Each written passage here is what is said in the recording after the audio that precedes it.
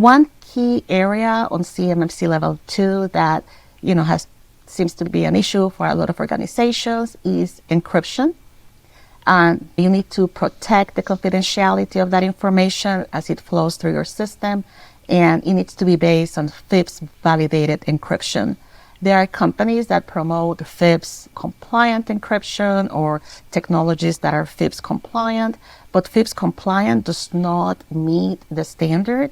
So FIPS validated, it will be something key that organizations need to make sure that as they go on the implementation of the controls, that the FIPS, the encryption that you're using for the data as it goes through their system and when it's stored or being backed up at rest, whatever it is, that it's FIPS validated encryption at all times.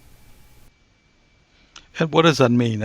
Can you acquire FIPS-based solutions today for organizations, or how do they go about getting there? Yeah, absolutely. Getting there? So what you would do, the government maintains a database of FIPS validated solutions. So you talk to your vendor, you tell them, I need some encryption.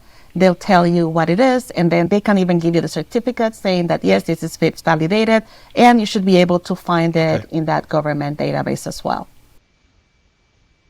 Okay, so any storage company you're working with the solution, ask them if it's FIPS validated. Yes, that would be as simple as that. Is your encryption FIPS validated? Your laptops, they need to have FIPS validated encryption.